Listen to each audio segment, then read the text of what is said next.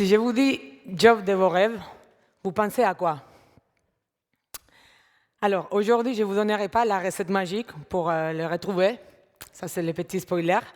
Par contre, je vous donnerai un peu mes réflexions et mes analyses que j'ai amenées durant mes différents changements de boulot autour du changement. Aussi dire que le changement, ce n'est pas la seule solution.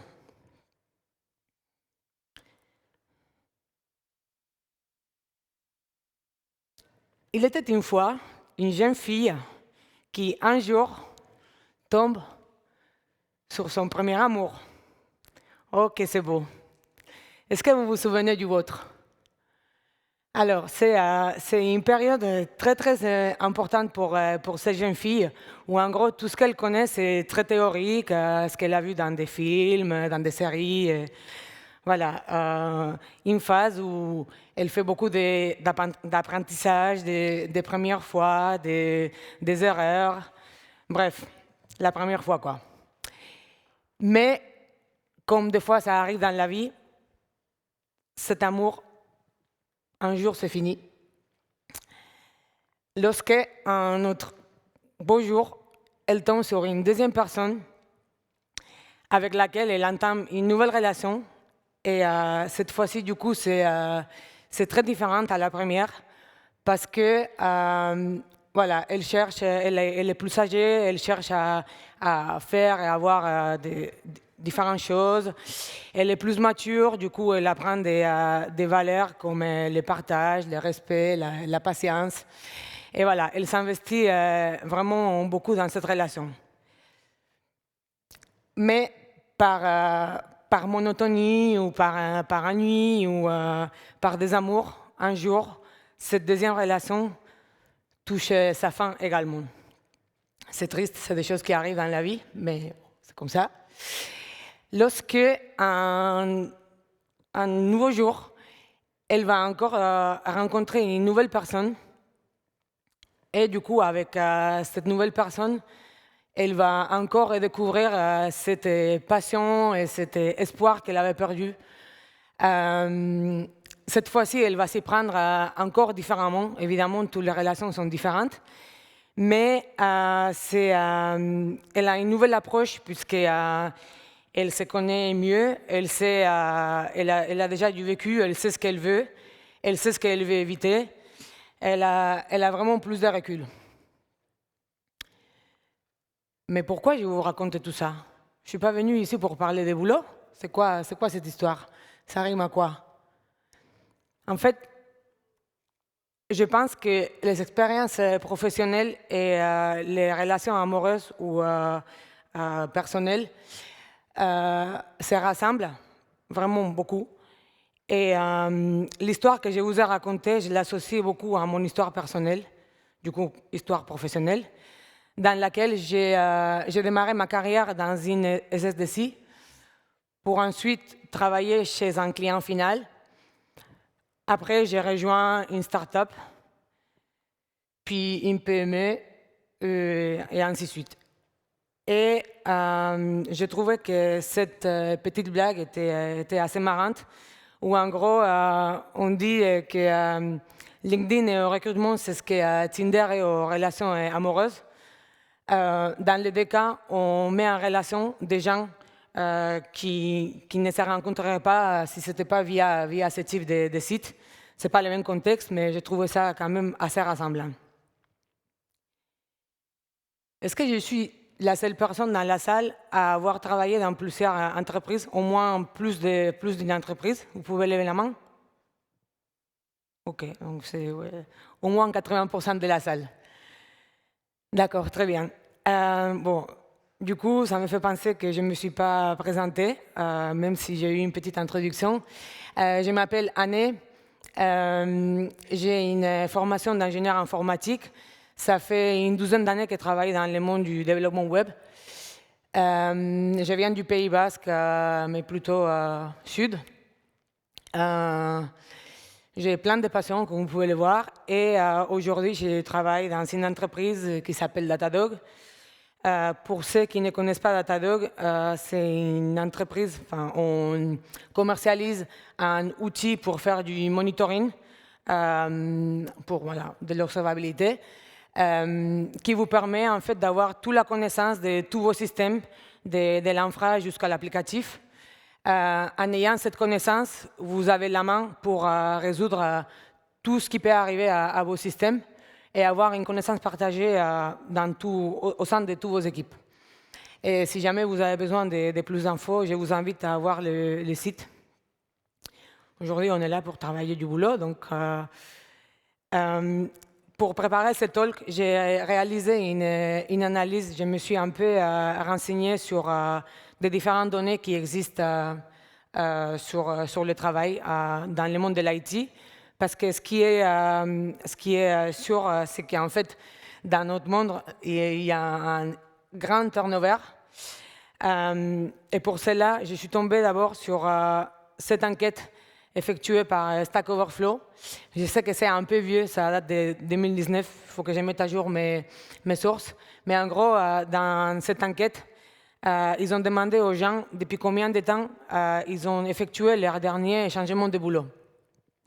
Et ici, on voit qu'un peu plus d'un tiers des gens ayant répondu à l'enquête ont changé de boulot il y a 1 an ou moins. Il y a presque un autre tiers qui a changé de boulot il y a 2 ans ou moins. Et puis ainsi de suite. Ce qui démontre cette enquête, c'est que du coup, le 60% des gens ayant répondu ont changé il y a 2 ans ou moins. C'est quand même très représentatif. De l'autre côté, on a une croissance permanente dans les dernières 9 années consécutives. On a eu énormément de croissance, donc depuis 2019, plus du 20%. Et on n'arrête pas de créer des postes. Ça, c'est des chiffres de la France. Donc, par exemple, voilà, à titre d'exemple, on a 34 000 emplois nets créés en 2018. Et quelque chose de aussi très, très important à souligner ici, c'est qu'en début 2020, même si la création des postes a baissé de plus de 25% au niveau global, dans l'IT, on a vécu une croissance, une montée. Et en fait, je souligne vraiment le début 2020 parce que c'était l'année du Covid. Donc c'est vraiment quelque chose qui montre quand même que les métiers de l'IT bénéficient d'une très bonne santé et il y a beaucoup plus d'offres que de demandes. Donc tout ça pour dire qu'en fait, nous, en tant que dev, SRE, etc., on est aujourd'hui en position de force. Il y a énormément de possibilités devant nous et comme on a le choix, on change régulièrement. C'est ça, pour moi, la théorie que j'ai autour du turnover, de ces gros turnovers qui existent dans nos métiers. Du coup, comme je vous disais, j'ai été amenée pendant ma carrière professionnelle à changer plusieurs fois de boulot. Et quand j'ai effectué ces changements, même si je les ai faits parce que j'ai voulu, c'est vrai que des fois, on peut se sentir un peu seul, un peu pas sûr de notre choix. Si on se compare avec des gens d'autres métiers, autres que l'IT, c'est vrai que ce n'est pas aussi courant de changer d'entreprise ou de poste comme on le fait dans l'IT. Et du coup, j'avais vraiment envie de faire une analyse ou un bilan, ou vous pouvez aussi l'appeler une rétrospective, moi je l'appelle plutôt un post-mortem, sur comment s'y prendre quand on effectue le changement. Et encore une fois, je pense que la solution, ce n'est pas toujours de changer. Du coup, ici, je vous parle des 3 phases que j'ai identifiées lors du changement.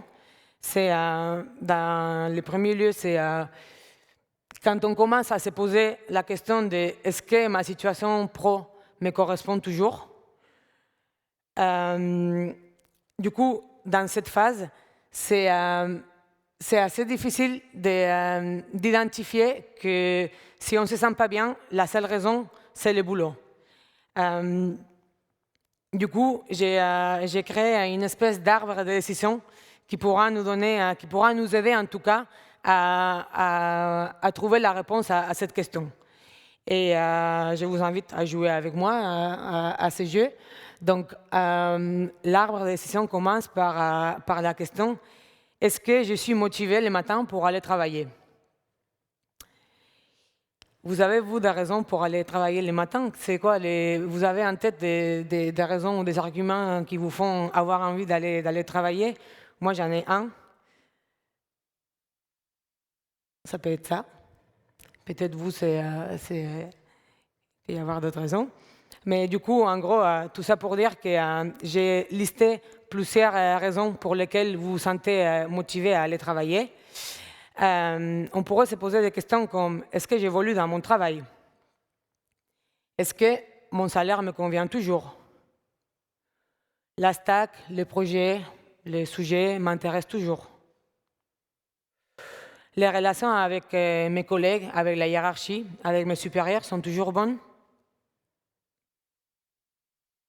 Est-ce que je suis aligné toujours avec les valeurs, l'éthique politique de mon entreprise? En fait, ça c'est à titre d'exemple les différentes questions que j'ai listées ici qui pourront vous aider à trouver la réponse à si oui ou non votre travail vous correspond toujours. Vous pouvez rajouter d'autres questions si vous voulez. Ça c'est mon exercice, ça c'est le travail que j'ai fait pour moi-même. Du coup, ici, l'idée, c'est d'essayer de donner la réponse à chaque question afin de trouver la source de ce qui nous fait nous sentir pas bien dans nos boulots. Donc, si je commence avec la première question, si la réponse est non, je n'évolue pas dans mon travail, est-ce que je sais vers quoi je voudrais ou je pourrais évoluer? Si la réponse est oui, une autre question à se poser ensuite, c'est est-ce que je suis à l'aise pour aller voir mon manager et lui en parler? Parce que ça aussi, c'est quelque chose d'assez courant. J'ai trouvé un article récemment qui disait que le 50% des employés qui quittent leur emploi fuient leur manager ou leur supérieur. Et je pense que c'est un effort vraiment qu'il faut faire. Vous avez tout à gagner parce que, comme je vous ai dit tout à l'heure, on a énormément d'offres, il y a vraiment énormément de postes pour nous. Donc je peux vous assurer, votre manager n'a pas d'intérêt à vous perdre. J'avais trouvé un autre article qui disait que le coût du turnover peut tuer le business, c'est-à-dire que le coût correspond jusqu'au 33% du salaire d'un employé. Donc vraiment, je pense que si vous allez voir vos managers, il va vous écouter, il a tout intérêt.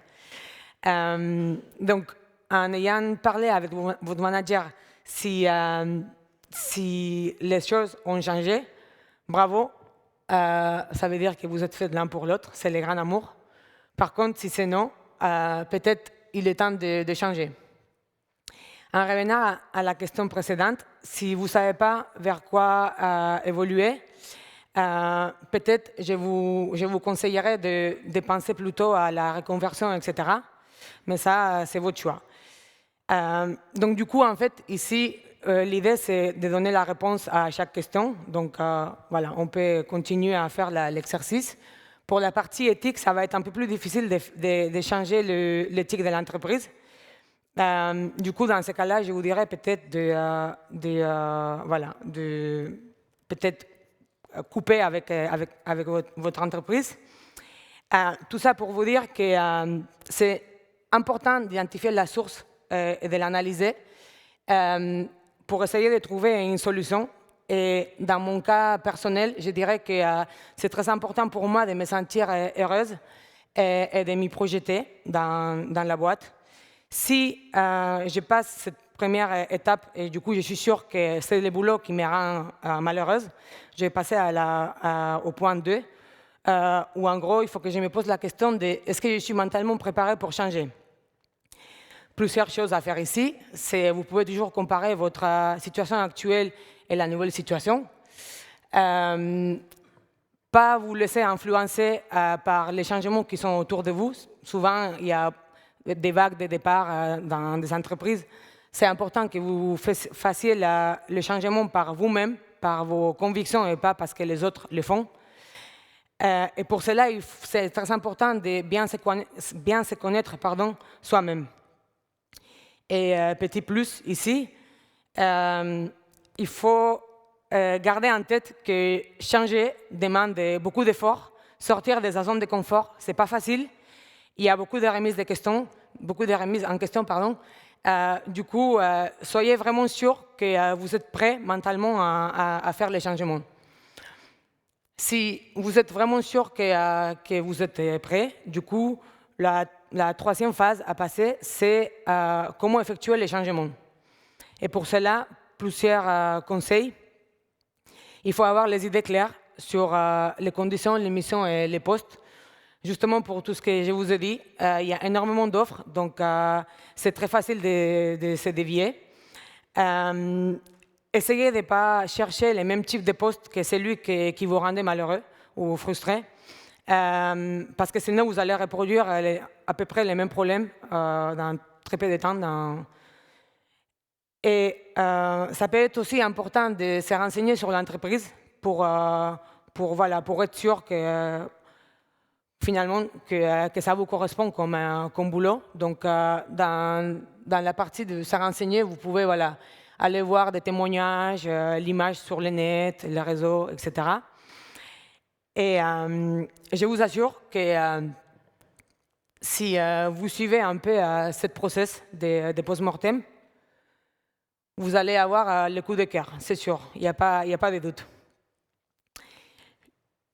Du coup, juste pour récapituler, ce qui est important pour moi dans les changements de boulot, c'est de bien garder en tête que l'idéal n'existe pas, en tout cas pas l'idéal universel, on va dire, ou ultime.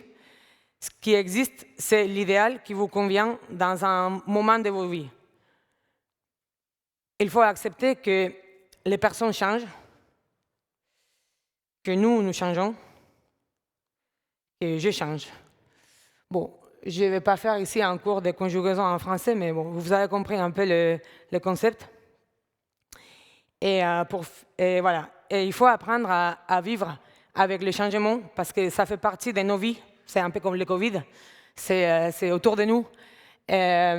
Donc, c'est important de ne pas se remettre en question tous les 4 matins parce qu'on subit des changements ou parce qu'on a envie de renouveau, de changer. Je finirai par citer Dan Gilbert, psychologue de l'université de Harvard, qui disait que la seule constante dans nos vies, c'est le changement et que les êtres humains sont des êtres qui pensent à tort qu'ils sont finis. Merci beaucoup. Je vous laisse ici, du coup, les liens pour les slides. Et si vous voulez, les QR codes et aussi les liens pour donner du feedback, si jamais vous en avez. Les sources de tous les articles que j'ai cités pendant le talk. Et juste vous dire qu'à Datadog, on recrute. Donc, si jamais vous êtes intéressé, n'hésitez pas à venir me voir tout à l'heure. Merci beaucoup.